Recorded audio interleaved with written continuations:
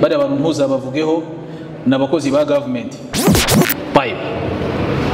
ariko n'abayisilamu ku rundi ruhande twabibonye igihe kirekire batumirwa ahantu hagiye hatandukanye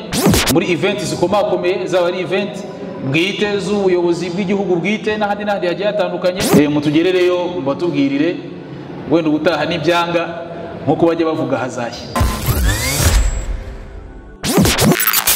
Ikibazo cya nyuma rero iki ngiki n'umwihariko kubera yuko hari umusilamu wakitubajije arimo aratubaza ashingiye ku byo yabonye kuva kera by'abasaza b'abayisilamu baba bambaye ingofero z'imituku n'amakanzu y'imyeru barimo barabyina mu ruhame ati ibi ngibi Islamu byo ibivugaho iki. Abandi bati bari abantu ntuzabavugeho n'abakozi ba government pipe ariko n'abayisilamu ku rundi ruhande sikwemeza abantu Islamu wongo alhaj طيب wenda ntabwo ndibuze kubivugaho ibintu byinshi ahubwo abasaza bari aha ngaha muze kuza kutugerezayo ubutumwa awalan icyambere abantu Islamu nababwira dufite leta nziza alhamdulillah ikunda abayisilamu ikanubaha iby'abayisilamu ikubaha kirazira ziri mu Islam ikubaha indangagaciro ziri mu Islam leta yacu irabyubaha kubera yuko urugero nabaha ahantu harimo ibintu by'inzoga sinzi ko hari umusilamu batumira hari ahantu bateguye ibintu by'inzoga hari umusilamu batumira ahantu hari wenda inyama z'ingurube n'ibiki byose ndabizi neza yuko ibyo bintu abatari abayisilamu nubwo bya bari government ibyo bintu ndahamya neza ko batabitumiramo abayisilamu biri kumvikana bari musilamu iyo muberetse yuko ibi bintu ari ntacyo bitwaye bazabibatumiramo kubera ko ni mwaberetse yuko nta kibazo biremeye mu Islam bazabibatumiramo ariko muramutse mubagaragarije yuko mu ndangagaciro z'Uwislam ibyitwa kubyina kw'abagabo cyane cyane mu ruhame ibyo ngibyo Uwislam bwarabibujije abamenyi bakanagaragaza yuko min khawarimil muru'a n'umwe mu mico mibi igayitse kubona umuntu w'umugabo arimo arabyina cyane cyane mu ruhame.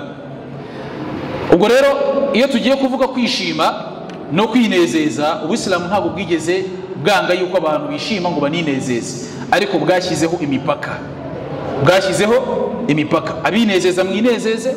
abishima mwishime ariko ku kigero kingana gutya ku mipaka ingana gutya Uwislam bwarabigaragaje. Rero iyo abantu binejeje hanyuma bakarenga ya mipaka biba bibaye bibi baba batangiye kototera amategeko y'Uwislam ibintu bitangiye kwakora iki kwangirika. Rero iyo tubona ababyeyi tugomba gukuraho urugero rwiza, iyo tubona abasaza tugomba kujya gukuraho inama imbere y'abantu nibo barimo barangiza amategeko y'Uwislam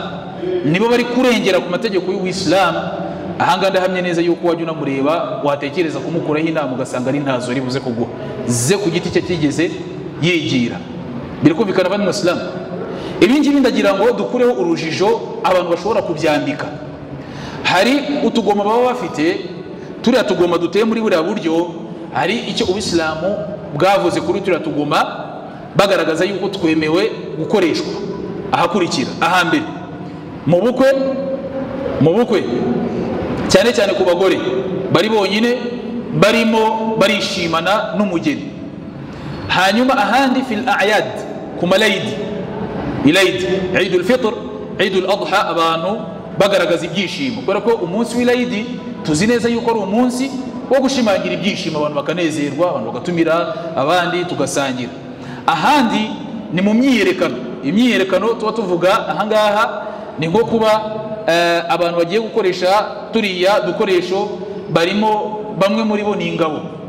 sawa barimo baragaragaza imbaraga zabo bagaragaza ibikoresho bafite niba twabyita nk'akarasisi muri ubwo buryo mugaragaza ubushobozi bwanyu muri ubwo buryo. Ariko ibindi bitari ibyo ngibyo abamenyi barabyanze bagaragaza yuko ibimeze nka biriya byishimo muri buriya buryo bitemewe. Ubwo ngubwo aho hantu hatatu tugiye kuhashakiramo ziriya mbyino za bariya basaza aho hantu hatatu turi buze kuza kuhabona ntawe turi buze kuza kubona. Ubwo rero twirinze kubivugaho ibintu byinshi turavuga tutereka tubanze tumeho abasaza saza bicaye hano muri darsa nabandi bagiye batandukanye bakuru kubera ko bariya ntabwo ari urungano rwanjye naam tubanze tububahe tuboherezaho abantu babaganiriza insha Allah n'ababatumira bamenye yuko babarimo bamenye yuko bari abasaza ni byiza yuko babegera akababwira ati ibi bintu mu dini yacu burya myemerere yacu ntabwo birimo nubwo twabikoraga ntabwo birimo ntabwo bazongera kubatumira ntabwo babibahatira ndahamya neza yuko batanaza bavuge ngo ya uko byagenda kose mugomba kubikora biri kumvikana bandi muslim hano reka tubanze yego turabubaha ntabwo ari kuvuga ngo reka tubanze tububahe ubutaha tuzababurire adabu ntabwo ari uko bimeze nuko gusoma n'abatinya kuvugana amaraso ya gisore abantu bakavuga ngo uriya mwana nta cyubahiro agira cyangwa se ntabwo ni mukosa adabu waze mutufiki mutugerereyo batubwirire wenda ubutaha n'ibyanga nkuko bajya bavuga hazashya ariko ngo ubutumwa insha Allah abakuru bari hano bicaye hari uwicaye hariya hirya mzee Ismail Kaka hariya dufite mzee Zimbo mubatubwirire insha Allah barakallahu fikum kugira ngo turebe yuko twakomeza kubakuraho umurage mwiza ndetse no kubakuraho urugero rwiza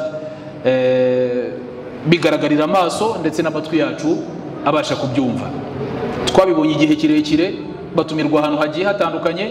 muri event zikomakomeye zaba ari event bwite z'ubuyobozi bw'igihugu bwite n'ahandi hagiye hatandukanye ariko bazagaragaza ukuri kwabo kuri iyi gahunda yuko ubuislamu hariya ntabwo ariho buri ubuislamu ntabwo ari hariya buri ndahamya neza yuko nabwo niba bigaragaza bizaba byiza bi'idhnillah subhanahu wa ta'ala gutya tukaba dukoze da'wa insha Allah ubwo rero ndumva ibi byari ibibazo nagerageje kubazwa